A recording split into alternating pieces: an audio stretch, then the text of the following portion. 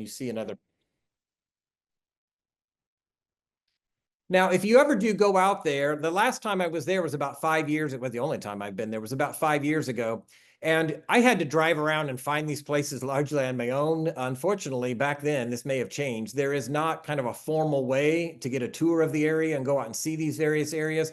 But I was following a map and trying to find my way and using GPS, and I was able to see this entrance. I don't know if the entrance goes back to Douglas's time there, but it gives you an idea of what it would have looked like at White House Farm, where he would have been enslaved and lived part of his life.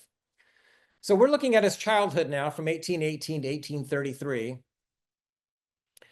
If you do go out to Eastern Shore and you want to get a taste of some of these things, I should explain that you can see the land, which is largely, I suspect, unchanged because it's still very remote and very much farmland. You won't be able to see a lot of buildings and structures related directly to Frederick Douglass, but you can use this map, which is what I use, to get a sense of the geography of the area, and you can see where he was born. All you can just see is empty land, so all you're really doing is getting a sense of the environs of where he was born, but you're not actually going to see a building. And you can see the courthouse where he was kept in jail for a short time. There is a Douglas Park that's named after him. It was not very well developed when I was there, but again, that was 5 years ago. I think they had good big plans for they were going to continue to celebrate his life there. Now, in his adolescence, he moves in with Hugh and Sophia Auld in Baltimore. So he has a little bit more of a cosmopolitan life than we might expect of slaves at that time period. Now, if you know much about slavery, you know, of course, it extended over a huge swath of the United States below the Mason and Dixon line. And so the lives that slaves lived in those various areas could vary tremendously between Louisiana, for example, and Maryland and Kentucky. We know a lot about Douglas's life because he wrote about it, but of course we will never know the vast majority of the things that happened to many of these slaves in the various parts of the United States. But to my point, Douglas had the opportunity to have a little bit more of a cosmopolitan life because he moved in with the Aulds in Baltimore. So he got a chance to live in a city environment as well as living out in this very remote part of Maryland. Now, in one of the most interesting parts of his life, he begins to learn to read from his mistress, from Sophia Auld. This was highly unusual. And what happens while he's there is that Hugh finds out that she is trying to teach him to read and immediately not only discourages, but essentially tells her that she's forbidden from teaching him to read. As you can imagine, by keeping people in darkness, it's one way to control them. And we'll see an example of that a little bit later. But Douglas sets out to teach himself to read. And he is obviously very successful because he becomes not only a reader, but also a master writer. This picture here is just to give you a sense of, I think this is one of the few buildings you can actually see. I don't know that Douglas had any connection to it, but it gives you an idea of what Fells Point, which is where he was. Fells Point is a part of Baltimore. You get a sense of what the city would have looked like back then in the early 1800s when Douglas was there. Now, Douglas is there because he is, as a young man, taking care of Hugh and Sophia's son, Tommy. And this is what Douglas wrote about in his second autobiography, My Bondage and My Freedom, from 1855. Little Thomas, that's their boy, was affectionately told by his mother that there was his Freddie, and that Freddie would take care of him. And I was told, he's telling his own story here, so this is Frederick Douglass speaking, I was told to be kind to little Tommy, an injunction I scarcely needed, for I had already fallen in love with the dear boy. And with these little ceremonies, I was initiated into my new home and entered upon my peculiar duties with not a cloud above the horizon. So we all know how horrendous slavery was, but from Douglas's viewpoint at this point in his life, so he's writing this in 1855, but this is happening in 1826, thereabouts. So he's about 8 years old, taking care of a smaller boy. It gives you a sense of how, in his eyes, his life really wasn't so terrible yet. Now, he gets his hands on a book that most of us have never heard of, but it is the most important book, other than maybe the Bible, in Douglas's life, because it is here that he studies language and learns to become a master of words. He says, they, meaning the species in the Columbian order, gave tongue to interesting thoughts of my own soul, which had frequently flashed through my mind and died away for want of utterance. The moral which I gained from the dialogue was the power of truth over the conscience of even a slaveholder. So this book, as education often does, I'm biased because I'm an educator myself, this book opens up new vistas, new ways of thinking, and it really changes Douglas's life. Now, in 1833, he returns to live with Thomas and Lucretia Auld in Talbot County. So again, don't try to keep track of all these different people, but as a slave, he's changing hands from these various people. He's still owned by the same person, but he's moving around to various people. So he's back in Talbot County. So he's back in an area that looks like this. And as somebody who has read and studied and taught his narrative many times, his first narrative, which is considered really his magnum opus, his greatest work, I was really excited about seeing this particular part because this is the climax of Douglas's narrative. And I'm going to give you a little bit of background, and I'm going to read a little bit from what happened here. So Douglas is not only changing hands, he's in the Eastern Shore for a while. He goes and lives with the Aulds in different Aulds in Baltimore and Fells Point. He works there, taking care of the little boy Tommy, and now he's sent back to the Eastern Shore. So here he is in this area, and then he's hired out to a man named Edward Covey, and he's hired out as a field hand. Now remember, before, as a boy, he's taking care of another small boy, and he said there didn't seem to be a cloud above the horizon.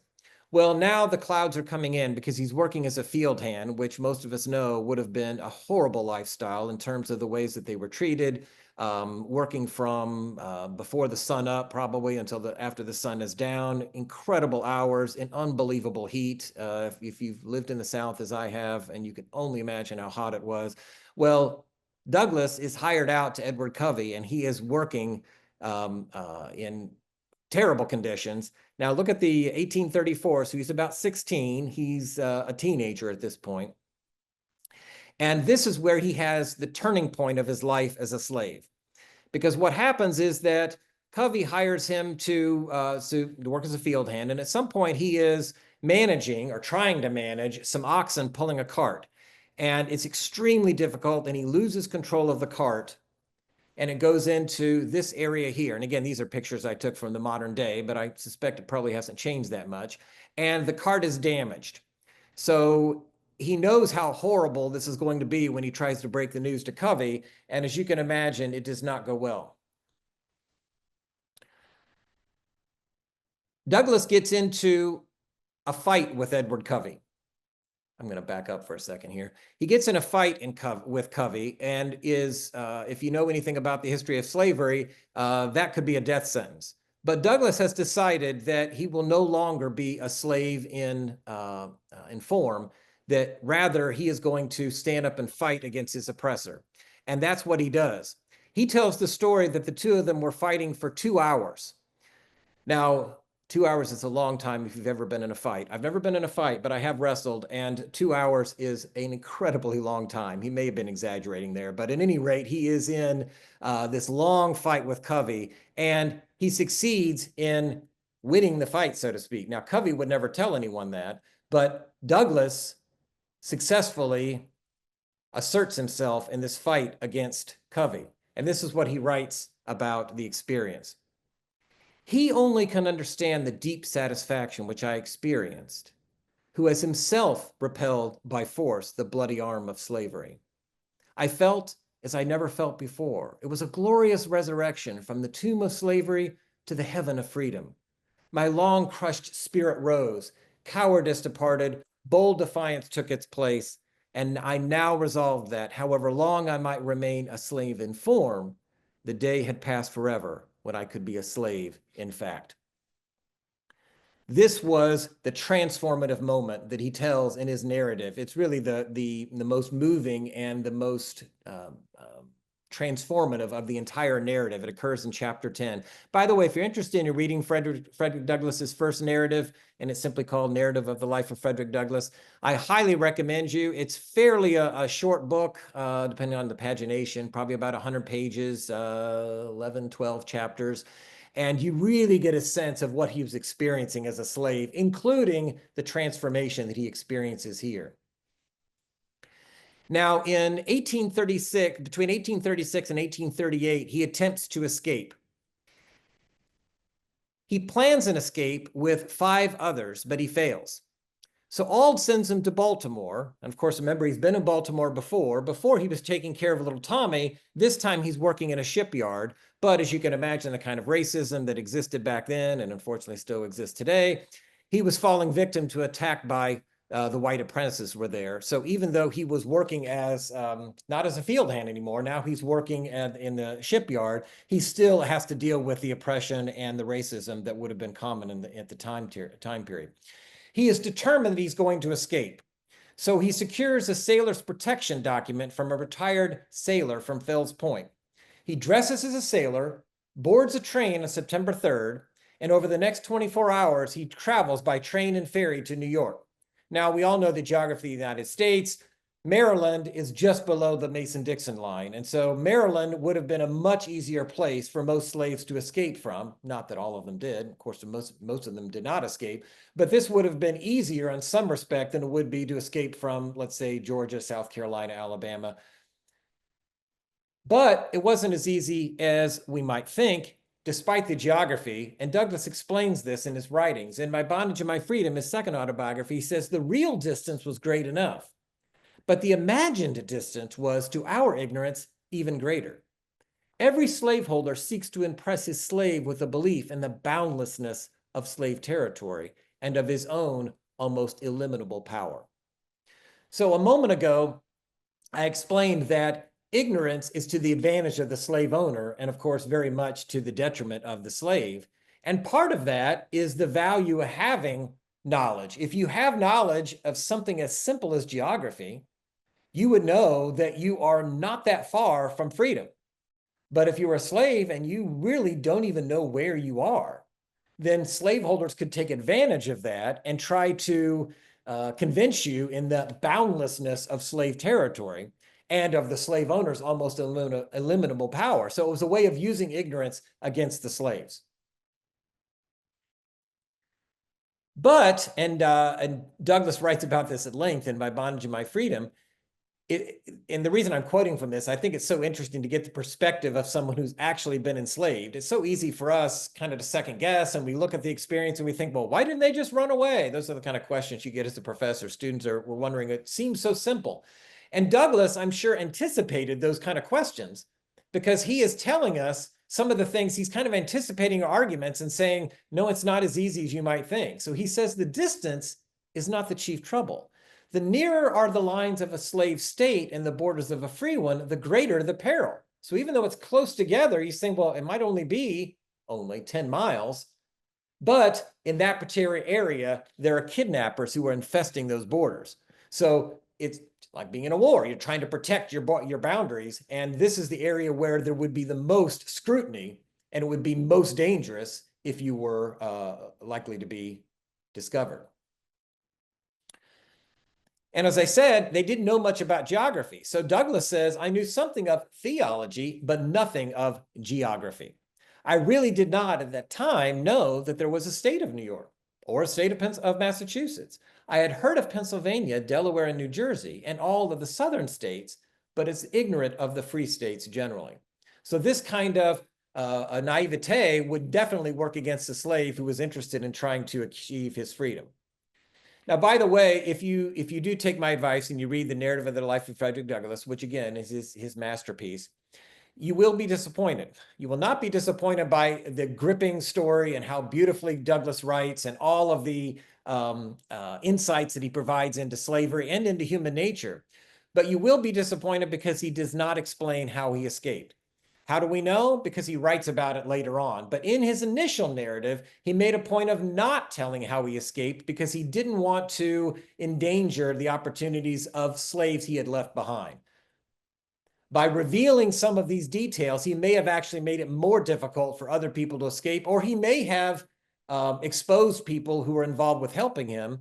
He decides that he is going to keep that a secret. So when you read Narrative of the Life of Frederick Douglass, you're getting the first 20 or so years of his life, and then it feels like it ends rather abruptly because he does not say much about his life after slavery, and he does not reveal how he escaped from slavery. By the way, Narrative of the Life of Frederick Douglass comes on in 1845. So there had been about 7 years between 1838 and 1845. He could have written about that. He decided not to. Later on in My Bondage and My Freedom, which comes out 10 years later in 1855, he does tell the story. And that's the source of some of the information that we have about his life after slavery.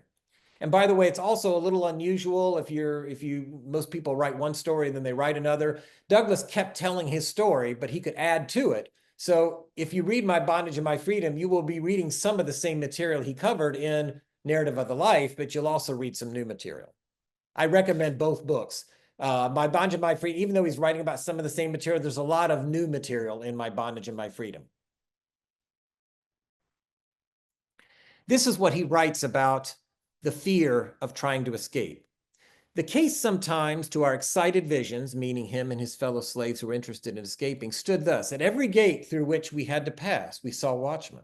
At every ferry, a guard. On every bridge, a sentinel. In every wood, a patrol or slave hunter. We were hemmed in on every side. Now, you have to get used to how Douglas writes, and I'm just giving you a flavor here, but in this particular piece, he is not telling literally that there was a watchman at every pass, a guard at every ferry, but this was the mindset of the man who was trying to escape from slavery. And that is really the most valuable thing you will get from reading Douglas's words, is that he doesn't just share the facts, he shares the insights, the psychology, the politics, all of the kind of circumstances that surround and infest slavery, and he gives it from the inside looking out because he's actually lived it. This is a building he passed through in Fells Point. It's one of the few places you can see if you go to Baltimore. And again, Fells Point is a part of Baltimore. It's one of the few places that you can see that actually would have a tangible connection to Douglass when he was there. So he achieves his freedom. And we're going to look at a few years here between 38 and 40. He gets married and settles in New Bedford, Massachusetts. And he changes his name to Frederick Douglass. Now, he took the name Douglass out of a work by Sir Walter Scott. And of course, Douglass is a voracious reader. And the thing that I think often confuses people is why he added the extra S. He's the only person I know who spells Douglass with 2 S's. And I'm not making this up. He said he added it for style. So that's why we have to remember to put that extra S on the end of Frederick Douglass's name. Well, as it turns out, this man who had been enslaved and endured the ignorance that was imposed upon him still managed to, as I said, he was really inspired by the Columbian Order. He was reading the Bible. He was reading voraciously, reading as much as he could, learning to write. And because of all of that experience, he becomes a master speaker, probably one of the greatest speakers, if not the greatest speaker of the 19th century. He hones his speaking skills early on in 1838, and this is good advice for all of you who are scared of public speaking. It comes with practice. Douglass was not a great speaker at first, but he gave probably thousands of talks over the course of his life, and of course, practice makes perfect, and eventually he became a master orator. Now, in 1839, he makes a speech for abolition at a church meeting, and he is discovered, so to speak, by William Lloyd Garrison. Now, today, many people have heard of Frederick Douglass. Not many people, unless you're a scholar of American history, have heard of William Lloyd Garrison, but he was the leading abolitionist of his time period. He was already publishing a newspaper called The Liberator and had been publishing it for years. I want to say it came out in 1833, but thereabouts. It had been around for years. And Douglass attends a lecture by Garrison, and they get to know one another. It's also during this time period from 1839 to 1840 that Douglass is raising a family. And so, as I said, he's married Anne, and they have 2 daughters, a daughter, Rosetta, and a son, Louis Henry.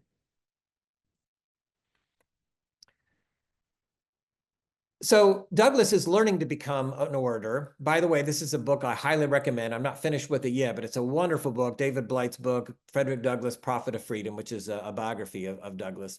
And this is what Blight had to say about Douglass learning to be a speaker. In a real sense, he was trained not only by the precepts he had read in Columbian Order, but by the Reverends Searington and James, as well as other visiting preachers from Boston and Providence, who taught him that the ideal sermon must appeal to the intellect, to emotion, and to the human will. Now, as I said, in Douglass's Narrative of the Life of Frederick Douglass, the 1845 version, he actually, much of the time, is surprisingly objective. And as I said earlier, I think the reason he was doing that is that he was trying to preserve his credibility to some degree, so he didn't come across like he was being carried away by his own emotions, but also perhaps that he wanted people to discover for themselves how cruel slavery was. So he didn't fill it with a lot of emotional language, but he had learned from these reverends that when he gave speeches, he should appeal to people's emotions. And of course, that's easy to do when you've had a real experience, as Douglas had, of being a slave and enduring all that slaves had to endure. Well, as I said, he became inspired by Garrison. And as he writes here in My Bondage and My Freedom, Mr. Garrison followed me, taking me as his text. At the close of this great meeting, I was duly waited on by Mr. John A. Collins and urgently solicited by him to become an agent of that society and to publicly advocate its anti-slavery principles. I was reluctant to take the proffered position. I had not been quite 3 years from slavery, was honestly distrustful of my ability. So again, he's not so sure he's going to be a great speaker at this time period, but this is very early in his life as an order. Wished to be excused. Public publicity exposed me to discovery and arrest by my master, and other objections came up. But Mr. Collins was not to be put off, and I finally consented to go out for 3 months, meaning go out and give speeches on behalf of abolition. So that's what he does. Between 1841 and 1846, he is one of the chief opponents of slavery. Now, a little bit of background here. We've got plenty of time, I think. A little bit of background on abolition. Abolition, today we look back and we think, oh, there were people who were resisting slavery, and particularly people in the North. Well, it wasn't just people in the North. It was some people in the South. And the ways that people wanted to end slavery were varied. So some people believe that it should be abolished, hence we get the word abolitionism. Other people believe that slaves should be removed, that blacks should be removed from the United States and sent back to Liberia. And there is a colony there, some of you know, that's called Liberia, and that was started by Americans who wanted to have a place for Black Americans to go. It seems racist to us today, but the logic back then was that that was really the only way. I guess people who believe that the only way that you could pull that off, that blacks and whites would never be able to get along. It's a negative thought, but unfortunately, we have people today who are so racist that they're not able to get past that. But in that time period, that was the thinking, is that we simply needed to separate the two races. At any rate, Douglas is in one kind of branch of abolitionism, and he is giving speeches around the country. Not so much, I don't think he got west of the Mississippi, but he did get to Indiana, and we'll talk about that in a minute. So he moves to Lynn, Massachusetts, and Garrison hires him to speak against slavery. Now, he continues to have his personal life. He continues to raise a family. So he has another son, so his second son, and his third of his children. And in 1844, has another son. So he's got 3 sons now and 1 daughter. And in 1845, as I've already alluded to, he published his narrative of the life of Frederick Douglass. And now he is becoming a celebrity. He's lecturing not only in the United States, but also in Ireland and Scotland and England. But technically, he is still a slave. Legally, he still belongs to someone. So there is a controversy about this, and you can take different sides. The world is nuanced, and there's lots of gray here. One could argue that you shouldn't purchase someone's freedom when really they cannot be owned to begin with. That would be a philosophical stance. But practically speaking, it probably was better for Douglas that someone purchased his freedom, because then he could not be returned to slavery. And that's exactly what a Quaker named Anna Richardson did in 1846. She put out the money to buy his freedom. So at this point, he is not only free in spirit, he is actually free legally. Now, at this point, he's been reading The Liberator. And remember, that's Douglas's newspaper, his abolitionist newspaper. And Douglas is inspired, to say the least. He says, the paper became my meat and my drink. My soul was set all on fire. Its sympathy for my brethren in bonds, its scathing denunciations for slaveholders, its faithful exposures of slavery, and its powerful attacks upon the upholders of the institution sent a thrill of joy through my soul, such as I had never felt before. I think this gives you a taste of how powerful words can be, polemical words, as Garrison was publishing in his newspaper. And this inspires Douglas. It really inspires him probably in more ways than one, and we'll come back to that in a minute. Young, ardent, and hopeful, I entered upon this new life in the full gush of unsuspecting enthusiasm. The cause was good, meaning the cause of abolition. The men engaged in it were good. The means to attain its triumph good. Heaven's blessing must attend all, and freedom must soon be given to the pining millions under a ruthless bondage. So he is feeling a sense of purpose in his life, that he is an instrument for ending slavery. And as I said, and this isn't Douglas speaking, this is David Blight based on the historical record, Douglas could transport his hearers, which is one witness wrote, to the regions of rapture and lower them into the deepest feeling for suffering humanity. He was a brilliant and very effective orator. And Douglas was also frequently photographed. In fact, he is the most frequently photographed American probably in the entire 19th century, even more than Lincoln. So this is a man who became a celebrity in his time period. And as this person wrote, he's shattering expectations. He's transforming the African-American body into an emblem of heroism and pushing the boundaries of possibility for Black masculinity. Well, I mentioned that he was in Indiana. And again, there isn't really any structures here that I know of, other than the historical marker I'll show you in a minute. But I'd just like to be in a place to get a sense of the environs and to kind of put myself back there in that time period. So it would have been about 150 years ago, well, 180 years ago, he visited Pendleton, Indiana, which, of course, if you know Indiana very well, is not far from here, about an hour to the east of us. And it was here that a really transformative incident occurred. And Blight writes about this in his autobiography.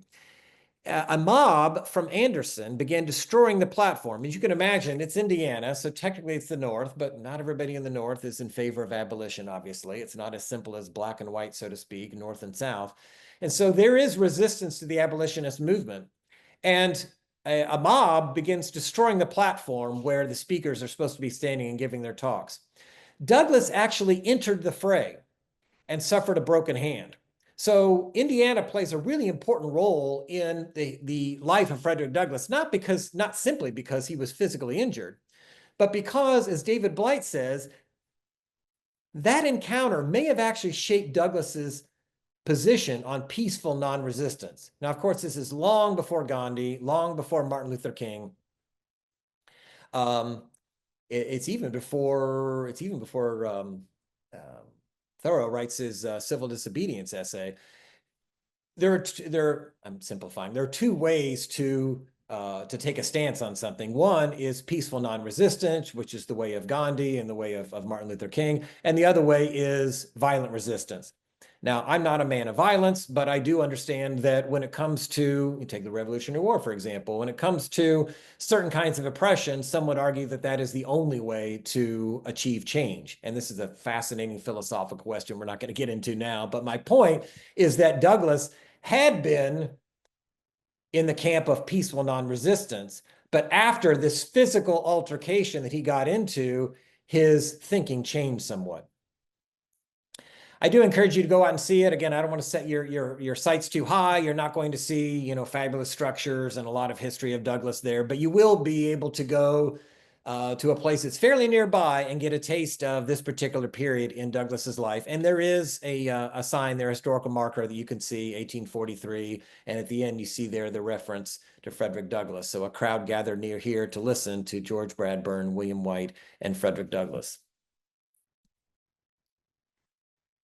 Several factors, this is Waldo Martin writing now, another historian, several factors helped to convince Douglas to embrace slave violence, regardless of its practicality as a liberation tactic. These included the Fugitive Slave Act of 1850 that endangered the liberty of all blacks, as well as intermittent discussions with John Brown, the growing call among black leaders for the slaves to revolt and seize their freedom, and the growing violence and intransigence of the slave power conspiracy. A little bit of background here for those of you who don't know. The Fugitive Slave Act of 1850 was really kind of a reinforcement of something that had been passed much earlier, like 60 years earlier, but it had not really been enforced. And the Fugitive Slave Act created an enormous amount of outcry and backlash. Essentially, what it said is that if you live in the North, you were legally obligated to turn in an escaped slave. Well, if you were somebody like Frederick Douglass or Harry Beecher Stowe, who wrote her famous novel Uncle Tom's Cabin, that was the straw that broke the camel's back. In fact, Harry Beecher Stowe actually wrote about the fact that that was the point that moved her toward writing her novel. She felt that somebody needed to do something because now you could no longer be a conscientious objector, so to speak. You no longer could try to work the Underground Railroad in the North, in Pennsylvania or Ohio, for example, and help slaves get to freedom. You could, but you would be breaking the law. And so this was a huge break in the history of slavery in the United States. It was probably part of the reason that we eventually went to the Civil War. The other little bit of background here, many of you are probably familiar with John Brown. And so he had tried to start a slave insurrection and was eventually, it was unsuccessful. So it was Harper's Ferry. If you've been to Harper's Ferry, West Virginia, it was in Virginia at the time, but now it's in West Virginia. You can still see the building where they were trying to take over, and it was unsuccessful, and Brown was executed. Brown, though, was an inspirational figure, and even though he was trying to create an insurrection that would kill a lot of people, he was also something of a hero for some folks who were opposed to slavery. Well, Douglass, again, like Franklin, has a varied life. So he has been an enslaved man. He has been an orator. He's been an author. And in 1847, he turns to journalism when he publishes the North Star, which becomes another one of the newspapers. Now, remember that William Lloyd Garrison is already publishing his newspaper, and now Douglass comes out with the North Star, and there is a break, unfortunately, between Garrison and Douglass. They had been very tight for a while, but Garrison became angry that he felt abandoned or felt that Douglass was not using his skills to their best ability. He wanted Douglass to remain an orator, but Douglass turned to publishing his own anti-slavery newspaper, the North Star. Continues to raise a family. I mentioned the Fugitive Slave Act in 1850. And as I said, they had a falling out, so he becomes a public foe of Garrison in between 1851 and 1860, publishes another paper, Frederick Douglass's paper, and delivers his greatest speech, or at least the best known speech, which is "What to the Slave is the 4th of July." It's fairly short. I encourage you to read that one as well. It shouldn't be hard to find. Comes out with another book, publishes My Bondage and My Freedom, comes out with a magazine, Douglass's Monthly. So you can see he now clearly has turned to journalism as being his primary occupation. He still is a celebrity, is still speaking against slavery. In 1859, he goes to England and Scotland.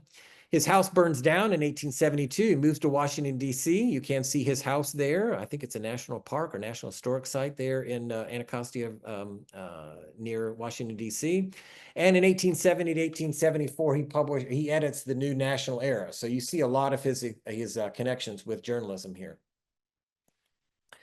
As another scholar has pointed out, Eric Sundquist, although his autobiographies had a significant readership throughout his lifetime, Douglass's newspaper career was arguably more important in shaping and disseminating his views.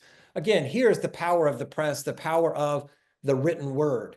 Douglass, who has already written 2 masterful books, decided that, well, at this point, he's only written one. So he starts the North Star. He's already written his narrative, his classic narrative, The Life of Frederick Douglass in 1845. But I suspect he realized he needed to reach more people. And newspapers were probably the best way to do that back in the 1840s. Today, newspapers, unfortunately, are not as bad as much as they used to be. But in the 1830s and 1840s, I'm not exaggerating, I've written a book about this, they were about like what we would say the social media is today. Social media is a phenomenally widespread, influential medium. That's exactly what newspapers were in the 1830s. 1830s didn't start newspapers. They'd been around for decades, but it was really in the 1830s when they became affordable to everyone. You could buy a newspaper for a penny or two. And now everyone, almost literally everyone, is reading newspapers. So Douglass realized that this was a way for him to make his point about slavery. And of course, this goes on until the Civil War, which begins in 1861. So we're talking about decades, probably longer than some of you have been alive, decades we're going into the fight against slavery. Now, his slogan was, "Right is of no sex, Truth is of no color. God is the father of us all, and we are all brethren.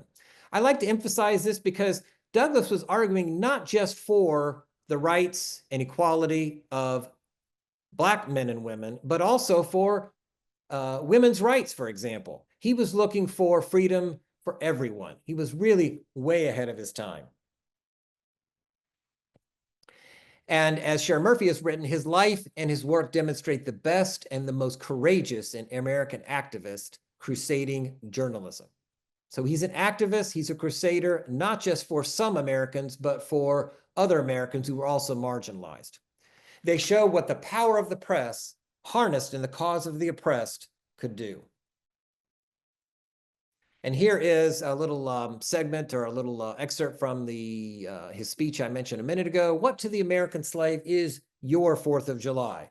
Of course, he's talking to white Americans who are celebrating the 4th of July, which is Independence Day for them. But as he reminds us, there are many Black Americans who are not independent.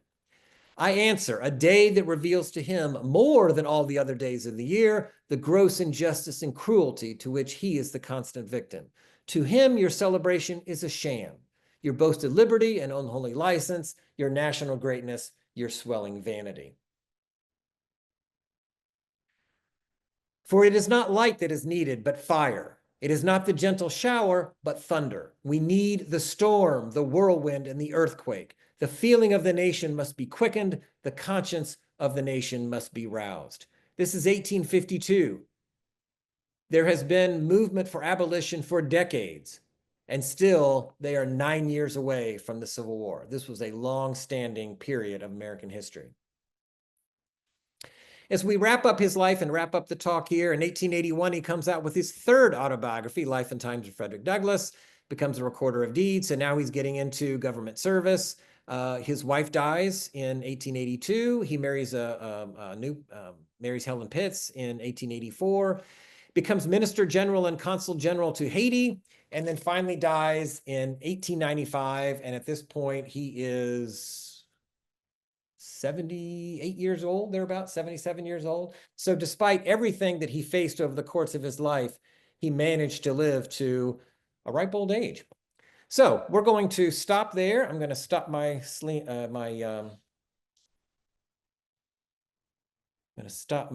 slides, and I was not able to see the chat while I was speaking because it wasn't showing up on my screen. So Jupiter, I know you keep track of the comments in here. Anything I need to know, or are we ready to go straight into questions? Jupiter, I can't hear you. Do you need to adjust your sound again?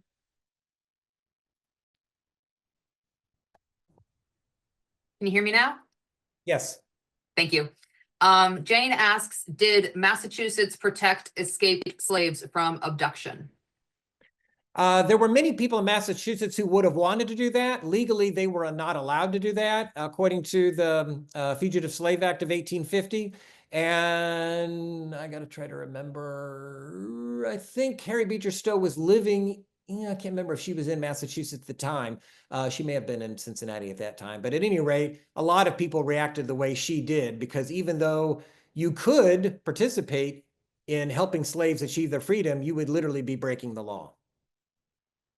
And not just the law in the South, this was a federal law. So the North was on board.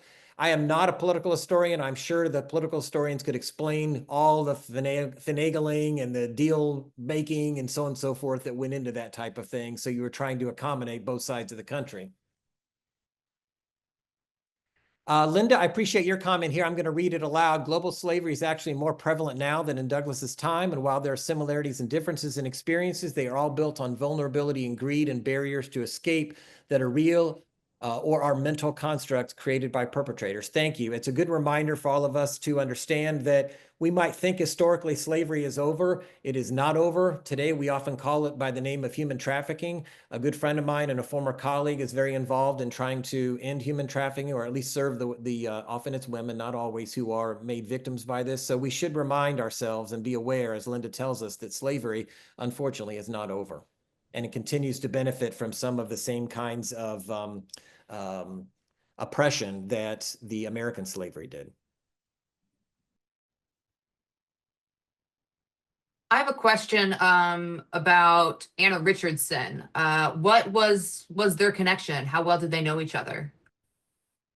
Oh, that's a good question. I'd have to go back to my notes. I don't know how they knew each other. He had made connections by traveling overseas and again was a celebrity of sorts. So a lot of people knew him. I don't remember how she came to know him. Jibber, you're my daughter. You're supposed to send me softballs, and instead you send me a question I can't answer. Leave it to your daughter to ask the tough questions. I'm teasing.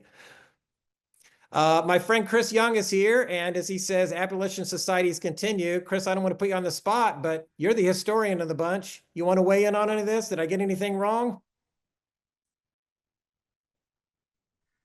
Well, I thought it was terrific, and I enjoyed it thoroughly.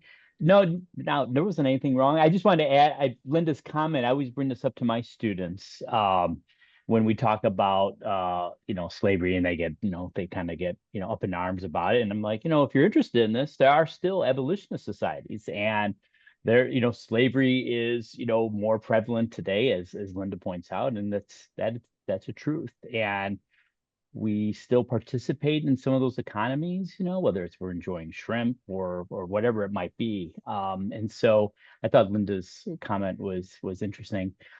Since you did talk about political historians, I'll take that as a liberty to maybe add something to what Jane was saying. What what is interesting in Massachusetts, they did pass a law in 1855 saying that state authorities would not participate in returning um, the fugitive slaves. And I don't know how that unfolded. I just when I think about it or bring it up, it's really more talking about how um, ironic things ended up becoming in the sense that now you had slaveholders arguing for national law and you had Massachusetts arguing for states' rights. So you get this sort of just kind of depends on what your view is at a particular moment. But so that always gets kind of brought up in that sort of ironic sense. But what the impact of that law was in 1855, I'm not really sure in terms of what happened when people you know um, tested it. So but anyway, that's a good question that I think it was Jane that asked. But yeah, so but Chris, otherwise, since no, it was great. Chris is a great friend of mine, and we love sitting and talking history and literature. I think we're having lunch next week, or is it this week? Anyway, Yeah. I don't see Chris enough. We love to talk about this stuff. I'm going to put you on the spot because I'm sure you know more about the Fugitive Slave Act than I do, even though you specialize in early republic. Do you know what the political sort of um, back and forth was and why something like that would have gotten passed when there would have been so many Americans who were opposed to it? Because it really was incendiary in terms of setting a lot of people off. But I don't know exactly what happened and all of the kind of political trading that was going on that led that to being passed. Do you happen to know? It's been a while since I've thought about this and been immersed in it, but I think it was part of all the compromises that were going on at 1850 with the territorial expansion. Right. So, if we let you, prohibit slavery here, then you have to let us retrieve runaway slaves or put pressure. But I think I caught up in the whole like compromise of 1850 and all that was going on, which was the catalyst for a lot of that was the expansion and the questions that it came down to representation in Congress. So I think the fugitive slave law was part of that compromise. And you're right to point out we often forget that there was the fugitive slave law from the 1790s, but this really gave it teeth. And it was and I love that you brought up Harriet Beecher Stowe because she starts off, if I remember correctly, her novel with that moral dilemma. What do you do when you are forced to pick between, as I would tell my students, like, do I obey the federal law or do I obey, the laws of the heart, like my Christianity? And so it really put people into a bind, morally and philosophically and legally. Yeah, it is. And it's fascinating, as you say, and we read Douglas's work as literature or we read history, but it really raises some philosophical questions as well. Mm-hmm. We've got a few more minutes if anybody else wants to pop something into the chat or just chime in, raise your hand, unmute. I am going to mention, I'm glad Chris is here. Chris, I didn't tell you I was going to do this, but we might as well promote that we're going to be doing something together in person in Chicago in June. Jupiter, we've got that up on mindandcline.org, right? People can find that we're going to do a tour called Welcome to the Jungle about Upton Sinclair's novel. I think it's going to be fabulous. I've taught the novel a number of times. I have a special interest so I specialize in American literature up to 1900, and I teach a little bit after that too. But I specialize in literature and journalism and how they intersect. And there are lots of fascinating intersections there. That's what my first book is about. But The Jungle is a great example of somebody writing what I call investigative fiction. So investigating the truth and then telling in a form of fiction. And Chris is going to be a great partner for me because he's got deep roots down in that part of Chicago. In fact, what was it, a few months ago, we went up and kind of walked around and saw the back of the yards and so on and so forth. It's really interesting stuff. So Jupiter, maybe you can pop mindandcline.org into the chat and people can find it, because I don't think we have the registration up there yet, but we do have the date, I believe. So if you go to Mind Incline, oh, there it is. Oh, okay. So she's putting something else up there. If you go to mindandcline.org, that's where you can subscribe to Mind Travel, which is my weekly free newsletter. And then we also have a Ring the Bell podcast, and that's where you can find information about upcoming lectures like this one, in-person lectures. I do in-person lectures as well. Oh, there it is. She's popping everything in there now. So I encourage you to come and join us. I don't know when my next Zoom talk will be. We'll probably do something on Lewis and Clark, and maybe we'll do something in April as well. But in May, we'll probably do something on Lewis and Clark, because that's when they left for their journey back in 1804. I always talk about things that I find fascinating, and Lewis and Clark is up there in my top 5 or so. Frederick Douglass, fascinating. I just scratched the surface today. I encourage you to read some more about him, one of our greatest Americans. Thanks for your time, Jupiter. Can you think of anything else I forgot to mention? My internet went out for a second. There was one question from Doug on did Douglass participate directly in helping others to escape to freedom? And were there whites who were slaves? Chris probably knows the answer to the second part. I think there probably were. There were Native Americans who were enslaved, if I'm not mistaken. And as far as I know, Douglass did not participate directly, Doug, in helping others to freedom. The most famous person there, of course, is Harriet Tubman, who freed more than 300 slaves. That's a fascinating story too. But I'm not a historian. I'm a literary scholar. So I'm kind of an informal fan of Harriet Tubman, but I don't know nearly as much about her. As far as I know, Douglass did not participate actively. His way of fighting slavery was through the printed word. Chris, do you know, surely there were some, I mean, there were indentured servants, obviously, but were there any who were actually physically enslaved as whites? I don't think so. Maybe in some Indian communities, if they were being used that way, but I think in Indian communities where whites had been either captured or kidnapped, they would have either been killed right away or adopted.